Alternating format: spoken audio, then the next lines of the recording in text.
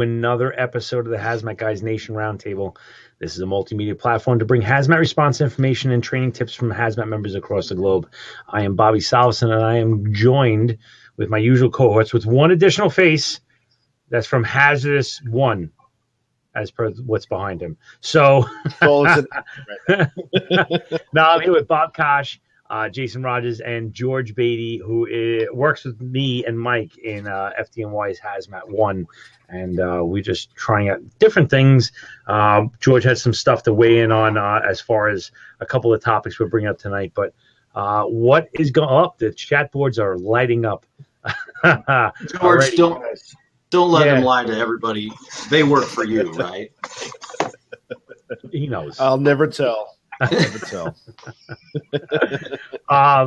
Yeah, so like a lot of things are coming on. I'm going to mention it now, but I'm also going to mention it later on, is that the show is moving times. We are changing to Thursdays. We got a premiere time slot for this. This is prime time. It's a very big move up for us, but we're going to be moving to 21:15 hours Eastern Standard Time. Again, for the same show, same bat channel, same bat things. So you're going to still get the same email and all that other jazz. Nobody has to change anything. The links are all going to be the same, and we're going to have a very good time about it. So let's see what Madame Ruby sees. All right, so what do we have tonight? Bob had something about Christina Baxter. What was that all about? No, we were just going to try and get a hold of her to talk a little bit about the VX incident, but we were unable to get. So we're going to table conversation with her for another time. But we can still talk about the incident. You know, I'm sure everybody saw the whole incident, what happened, and the whole VX. You know, what was really striking to me is when they showed the video, and you see, and we got to say allegedly, right? To be politically correct. Nah, we won't. We see the video of them taking a cloth and rubbing this over this person's face. And you know what? Everything we've always been talked about for VX and whatnot, it was kind of weird to a lot of people that they had no gloves on, they had nothing. Until you find out a little more about the story, they thought they were there as part of like a video or TV gag. Yeah, they weren't like some spies that were doing any of this. This was just, you know, some people they hired for. I think it was $60 or $90 or whatever the heck it was. It was a chicken. They got each one of them for one chicken. It was a good deal. Good deal. You know,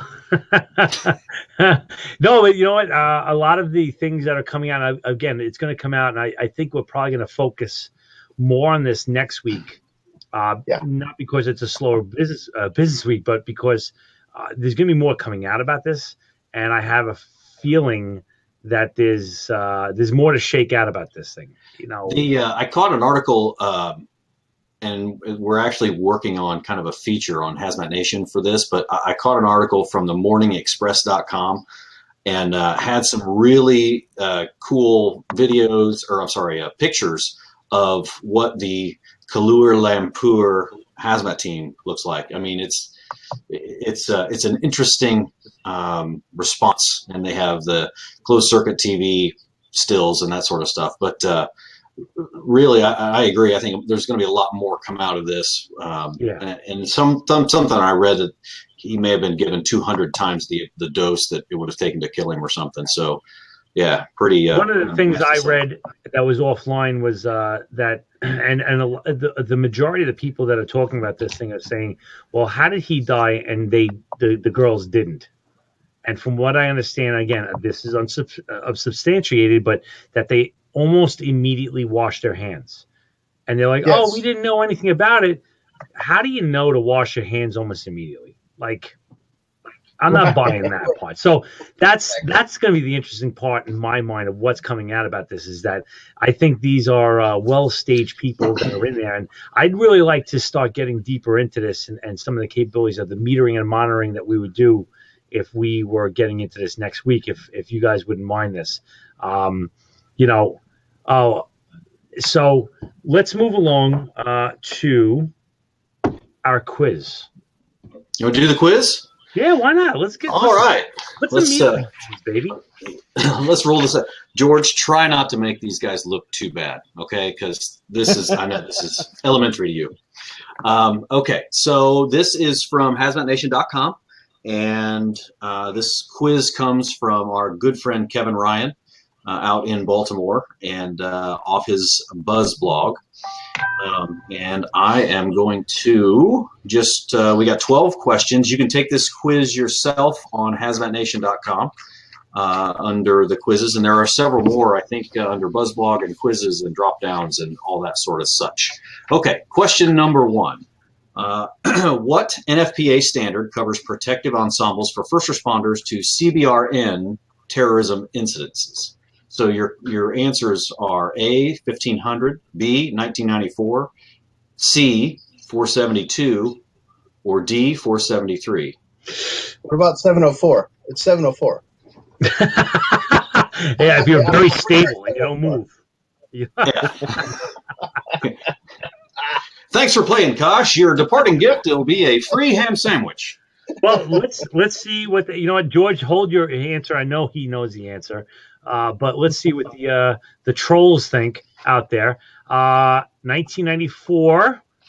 Well, the 1991, 92, 93, 94, all those things over there are the chemical protective clothing. Is that correct? That is correct. So we have 94, 94, 472, 94 with question marks. You know the answer, Kevin Ryan. That's not right. Okay, so the correct answer is 1994, and I went on to the NFPA site, and it does say NFPA 1994 standard on protective ensembles for first responders to CBRN. Notice there's no E on that, for terrorism incidents. So that is our correct answer. All right, question number 2. And Kev, you were pretty heavy on the regulations here. OSHA 1910.134 is the regulation for what method of personal protection?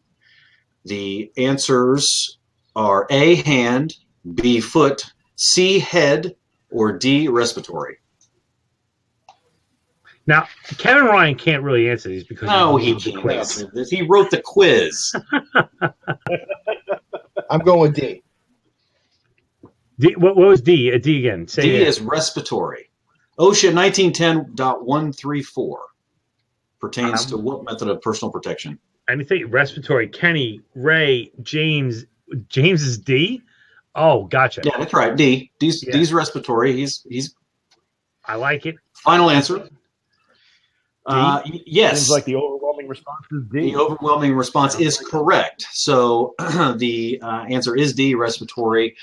This section applies to general industry, Part 1910, shipyards, Part 1915, marine terminals, Part 1917, and longshoring, which I know you have a big interest in, Bobby, in 1918, and also construction 1926. So there is an awful lot out there about you want to hear something protection. Funny? Yes. I'm actually a member of the Longshoremen's Union. I'll get into that later at another time. But I am a paying union member for the longshoremen. What? Okay, that's the story you're going to want to hear. I guarantee it. They built this whole set behind me. This whole thing is all longshoremen built. It's a long story. We'll get into that next time. I'm sorry. Go ahead. I don't want to derail you. You're on track. We're on fire here. Question number 3. OSHA 1910.120, and Kevin's in the weeds on this. Mm-hmm. Section G, as in George. Yes. Item 3, double I. Okay, so OSHA 1910.120 G 3II states PPE shall be selected based on. Okay, so the requirements and limitations of the site. That's A. B is task-specific conditions and duration. C is potential hazards present at the site. D, all of the above. Or E, cautious cooking on Sunday. I'm going to go with B. That's just me. I'm going to get risk-based. That's my shot from the hip guess. I Shot think from the hip. I think you're right. I think you're right. Because again, I don't really remember this. George might remember this because we just did a podcast on this recently, but it was something about the scene was risk based. Like I might be wrong. I could be wrong about this. Final answer? I I'm think going you're B. correct, but I'm not certain either. Yeah. Hey, the peanut gallery is gone for D-Dog, all of the above, and they are correct.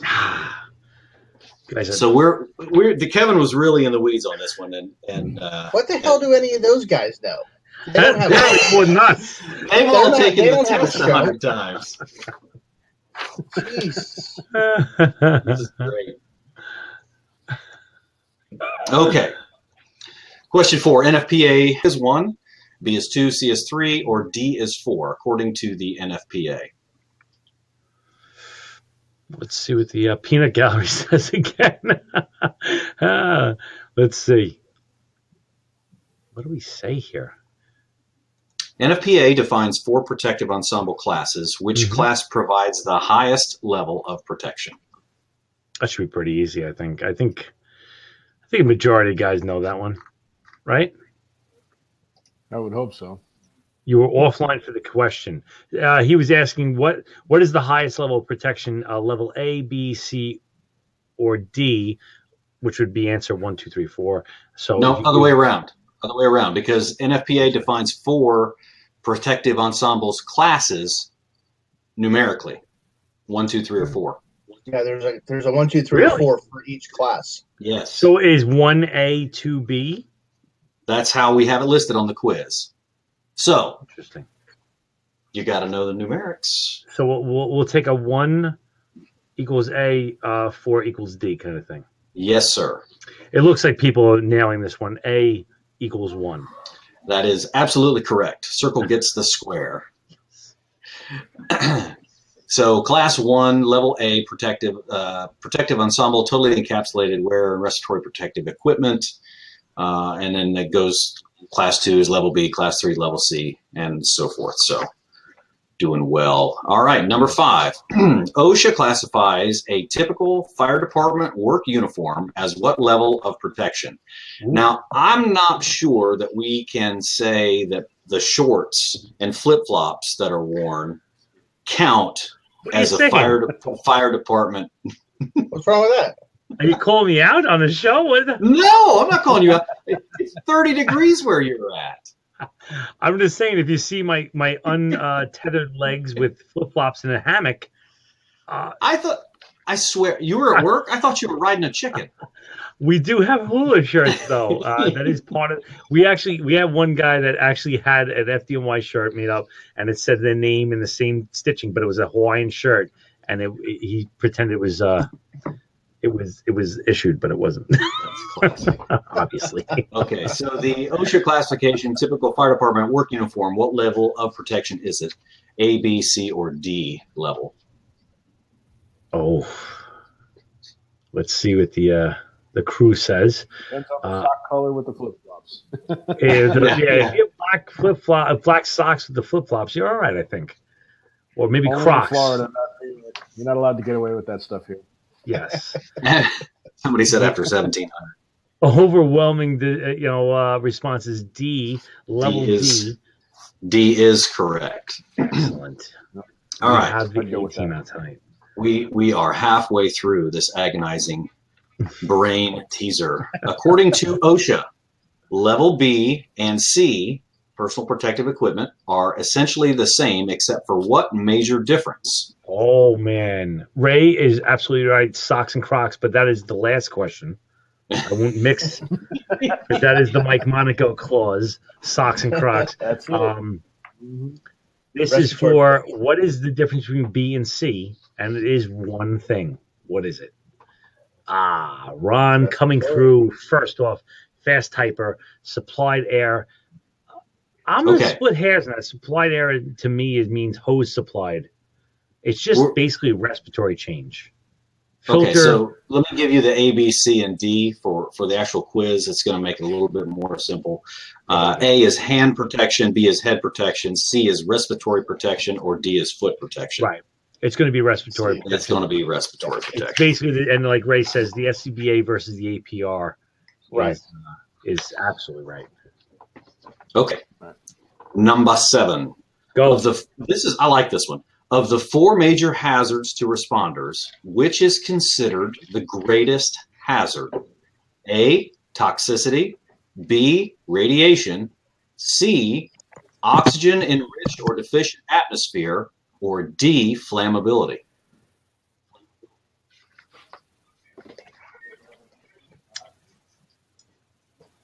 TikTok. I have That's an a- answer on that, and I'm not going to look at the guest's answer or anybody's answer. I'm gonna throw my own out there. I don't want to look at their answers.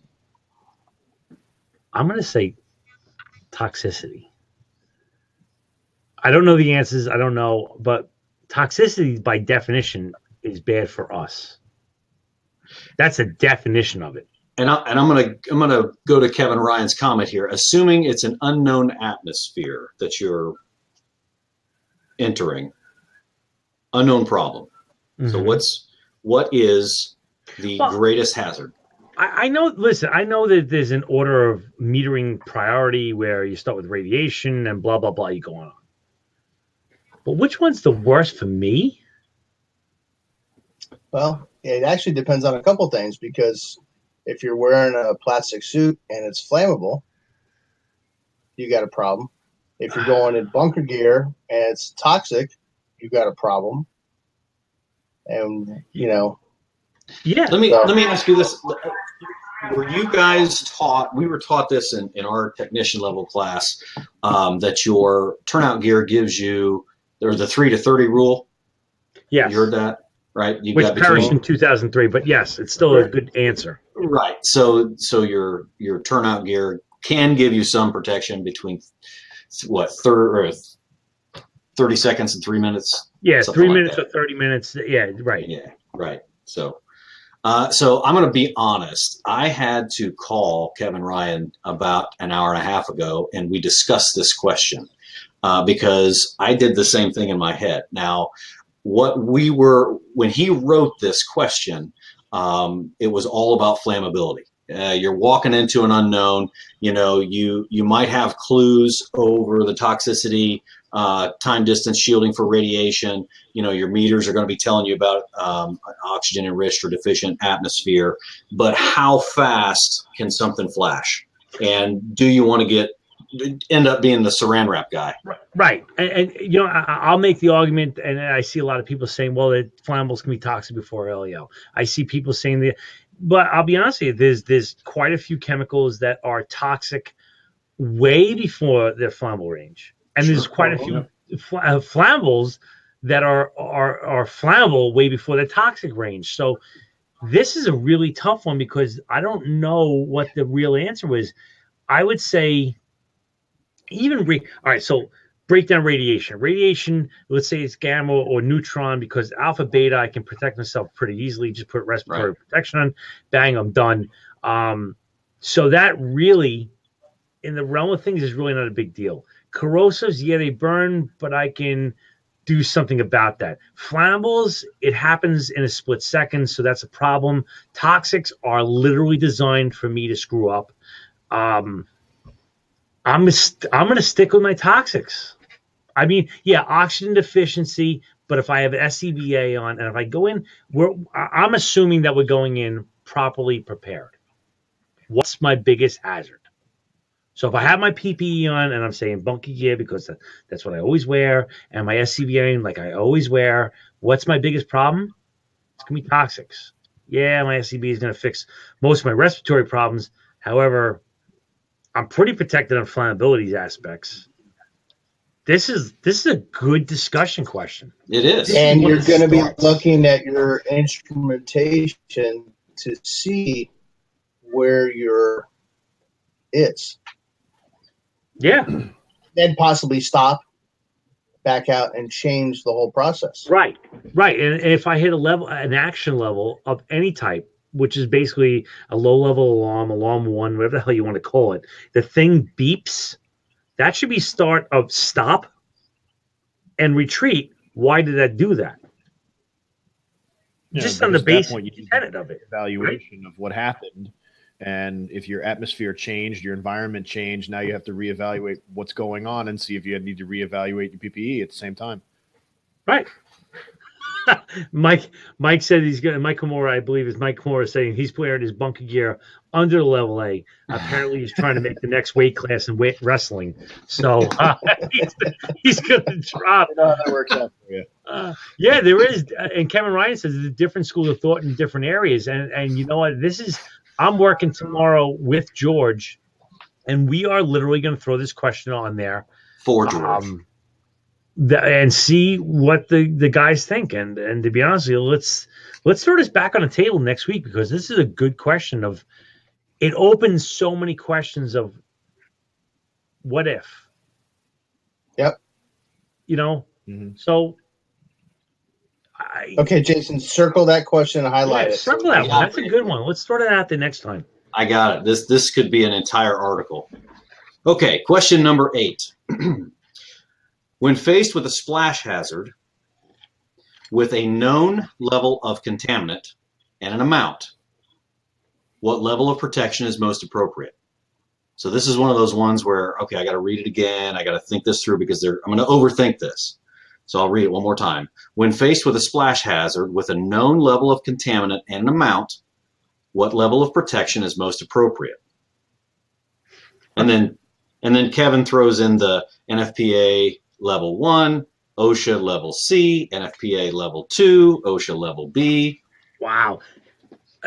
Tricky. I'm going to say that question once again asks an awful lot of extra questions. It does. It does.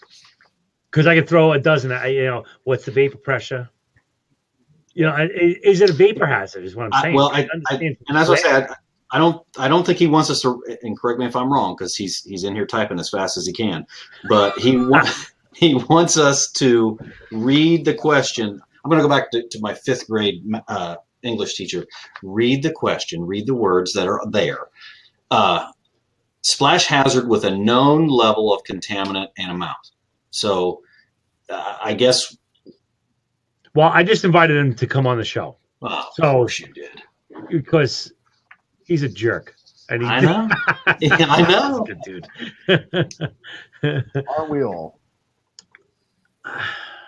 I love it how George has said like 20 words and his face hasn't moved once. That is 4. He's a robot. Hey, he's got the voice of an angel. I mean, he should do voiceovers. And a face for radio. Look, he's got a face for radio, but he's got.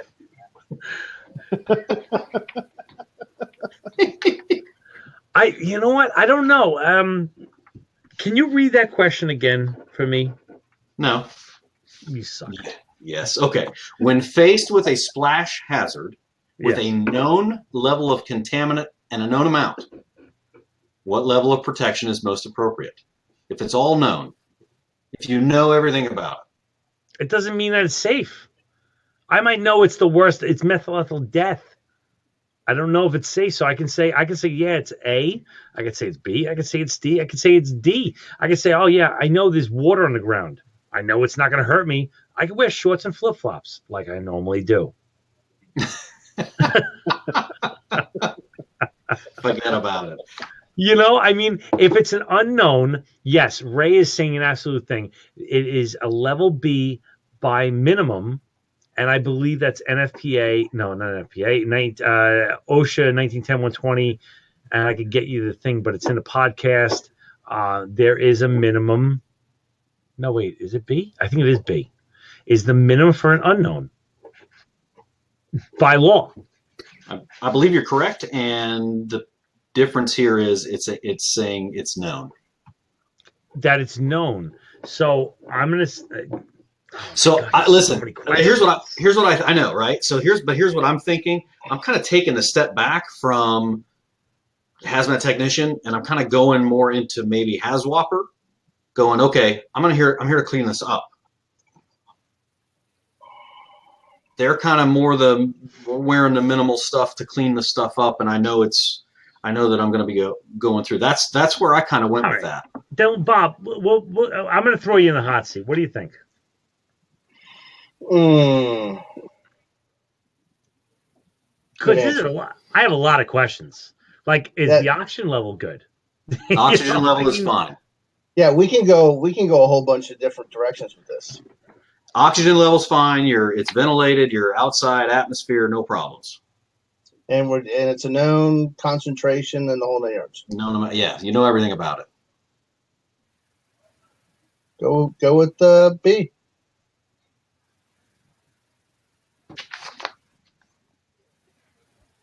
what's the I'm curious, George. You guys on this? Go with B or C depending on your oxygen and Chief where Beatty, you're do at. you have an answer? The choice is definitely between B and C. Yeah. I think I have to go with the way Bobby's looking at this right now. Is that if you, even if you know all of it, you still have a lot of other pieces of information that are not presented. And at that point, I'm going to err on the side of caution and err up from C to B, at least.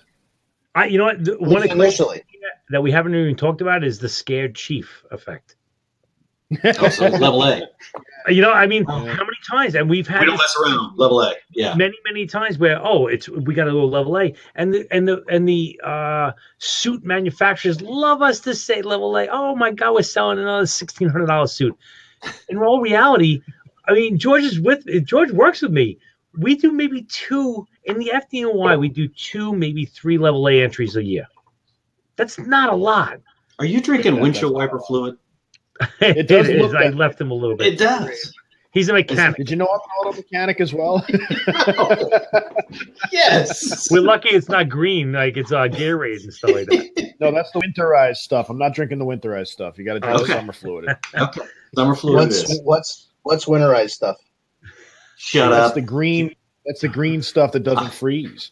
You know, you don't know listen, anything about that in Florida. Not Wet hydrants. I'm going to pay a goose to crap in your pool. I'm just saying. Yeah, there you go. Right over top. okay.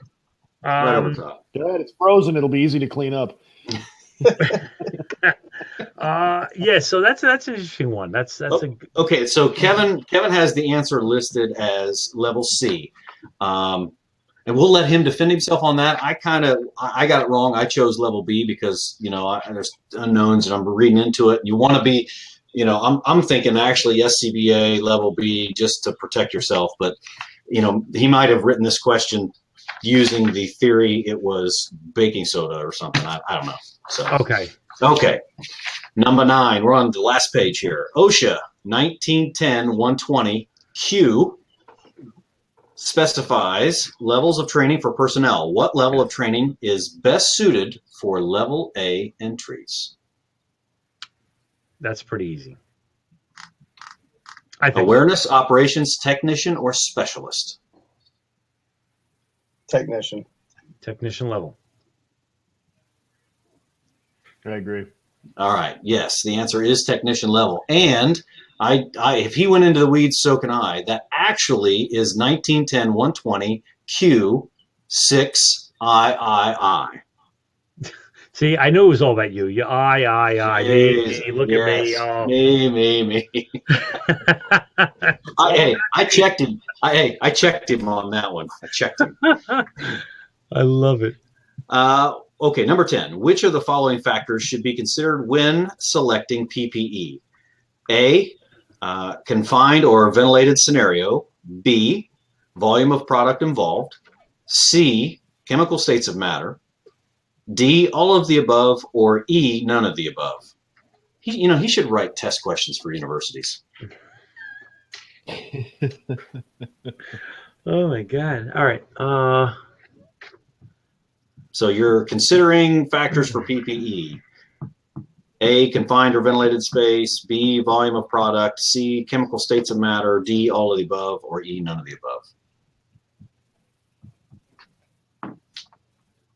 The right. Yeah, I think I like all of the above. D. That is correct. All of the above. Number 11. What is the most probable OSHA level of PPE for a scenario involving chlorine in a confined atmosphere? Hey, That's amazing. Right. A for 100, Alex. Yeah, okay. That is correct. Level A. The final answer, as I struggle to thank read. God. Very nice. What is the most probable OSHA level of PPE selection for a scenario involving ammonia in a ventilated atmosphere? Uh-huh. A is level A or B. B is level B or turnout gear. C is turnout gear or level C. Or D, level B or level C. I'm gonna go with A. I'm gonna go with B. I know what I would do. But I know the answer is probably A. I'm gonna go with B. I'm gonna go with B because Well, it's in a ventilated area. It's outside. ventilated space. Ventilated Level B, yes. scenario involving ammonia in a ventilated atmosphere. What do you think, George? In a ventilated atmosphere, I'm going to go A. A. All 'Cause right. we did the same thing, and in a non-ventilated enclosed atmosphere. In that case, I'm going B, Interesting. or bunker gear. But level A in a ventilated atmosphere, absolutely. Interesting. I'm gonna go with B because if you're outside, basically everything. And again, rough rule of thumb, but I'm gonna say everything's basically half. Your levels are everything's twice as good for you. Um, and the weird thing about ammonia is that it's just as flammable as it is toxic, though it's a little less flammable than it is toxic. So it's not labeled as a flammable; it's labeled as a toxic. So everybody I goes, think "Holy I think crap!" a little caveat to this is how much ammonia. How much and how much pressure is it under? Right. And I think there's Because a if lot. I'm going to one of these like they have over in Tampa on the coast, and it's 30,000, gallons or whatever. If I have a leak there, I'm not going to go up on level B. I'm going to go level A because it's everywhere. Even Well, though yes, it's going to go in the atmosphere rather quickly. But let's say it's not. See, here's another question where we've got fog rolling in, we've got all these other things, and it's not able to escape in the atmosphere really quick. So we got a high concentration of it in a small area, let's say. right. And that's Mike Kimura and AJ throw very good questions in here. Is that what is your mission? And that was what I was Right. going to kind of come across was what's my dwell time? So let me throw this on you. What if you put a fog stream on it, right? You can put a Doesn't fog matter. nozzle, right? Because it has Yeah, affinity for water to a certain point. to a But certain point. if But I'm if going to be you're going up outside, to I'm thinking turnout gear level B. well, what I'm saying is if I get pre-plans from the guy and he shows me the valve body and he says, listen, all you got to do is grade the valve and go 90 degrees and you're done. That's one thing. If I got to go up there and disassemble a flange and then, do the secret handshake with the guy in the security booth, and then Sure. I got to do the hand, I'm going to be there for a long time. So I might have to bump up my PPE. Right. Mm-hmm. You know what I'm saying? Like me and George have done this in an ice cream factory in an ice skating rink where we did reconnaissance in bunker gear. We took a beating. I'm not saying to a bad point. I'm just saying we took a beating. It wasn't comfortable, but we did that, and we had to upgrade to A because our action level was met. We had to back out and do our secondary observation, and that's how we did it. But I don't think what I'm against is the knee jerk reaction to go level A. There should be a reason. Right. Yeah, I agree with that. Well, our reason for entering that inside atmosphere with the ammonia with that bunker gear versus level A was because the parts of that environment were unknown. And obviously, if you'd have a possibility of a flammability hazard, I'm going bunker gear, even though I have a limited amount of time in there before I'm going to have to get out because it's going to get through the gear, which it did. Right. Once the problem was eliminated, or we had more information after reconnaissance had been done, then it was safe to say we're going to be fine in level A. They got the next entry team got in level A and took care of what needed to be taken care of, and that was the only way to do that as far as we were concerned. I'll give you one more for example before we wrap this thing up. Is that Phil Ambrose and me were talking maybe a week and a half, 2 weeks ago, and he was talking about a fuel leak they had. I don't remember exactly what it was, but it was some type of petroleum product fuel leak, and I don't want to say the wrong thing. It was something that that did not need level A suits, but it was in like one of these big tanks, and it was in the sulfuric acid.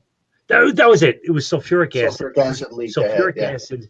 And they were going into a huge tank of it that had a berm wall, and it was leaking out into the berm area. And they were going into this, and he goes, "We put on level A." And I said, "Why'd you put on level A?" Because I was ready to go bonkers on him and say that's the wrong move. What the hell are you doing? And he goes, "Because we had to go down a ladder into the sulfuric." And he goes, "And then what if we slipped and fell?" And I was like, "That's a good point, man. That's a smart move. There's a reason for that move. That's cool.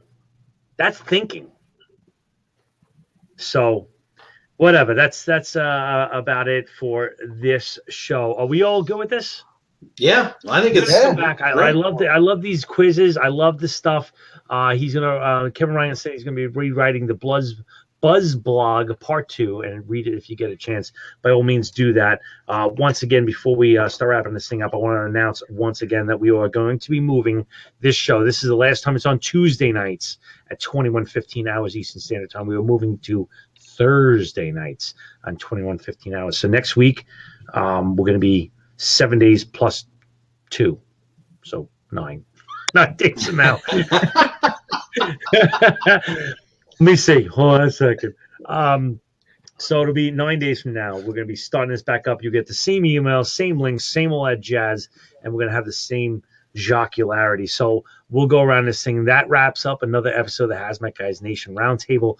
Be sure to follow us on our Facebook pages at Hazmat Nation, the Hazmat Guys. Let's go around the table real quick and just talk about where we can find each other and what's going on. Bob Kasha, we'll start with you. Bob Koshignano. You can catch me at hcmtlt@gmail.com or bobkosh@hazsim.com. We're going to be in FDIC in Indianapolis in a couple short months. It's coming up quick, so some of us will be there. Check it out. And thanks for tuning in and stay safe. Awesome. Jason Ambrose, the ever present. I swear he's trying to get Phil to adopt me. You call me Jason Ambrose. I love it. You know what? I want some of the money. I want some of the money. I want the rights. I'm changing my name. How about call him Phil Rogers now? I'm Phil Rogers. Yeah. Okay. I'm Jason Rogers. You can get me at jason@hazmatnation.com. Like Kosh said, we will be at FDIC April 24th through the 29th, Indianapolis, Indiana, the Convention Center and Lucas Oil Stadium. We will also be June 15th through the 18th at the IFC in Baltimore. I think you guys are going to be there for that. So we plan on the shenanigans, us against you again this year. So we will we'll see everybody out there. Awesome. George Beatty. For the moment, I'm sure the only place you really should be looking to find me is probably on Bob's coattails or Mike Monaco's coattails. Have to set up something a little bit more direct than that because I'm fairly new to this. As you see, it took me a week to get a machine that would actually put all of this over the web properly. So, anybody might want to direct anything towards me, you can simply do it through Bob or through Mike for the time being, and I'll see if I can fix that for the next show. Awesome. And I am Bobby Salveson. I'm from the Hazmat Guys podcast, a podcast where we break down these incredibly complex topics to a fifth grade level. So it's good fun. We have a couple that are coming up. One with Bobby Shelton. I don't know if you guys know him from Cincinnati Fire Department. He's a good dude. We got some really exciting stuff coming up. We got some pretty cool stuff, I gotta say. I don't know if I should give it up yet. Next year, next week, I'm gonna really tease it out. It should be good stuff. I don't want to. Be good. Tease it for a little longer. Yeah, I want to tease it for a little long. We got some fun stuff coming up. But that's it. So be sure to catch next week's show live every Thursday night at 21:15 hours Eastern Standard Time, a webinar jam, where you will find the link to the show on hazmatnation.com. And we will be posting this show, and every show on our YouTube channel, which you can find at THMG Nation on YouTube. Thanks a lot, everybody, and we'll see you next week. We'll see you Thursday when we beat out Survivor for that time slot.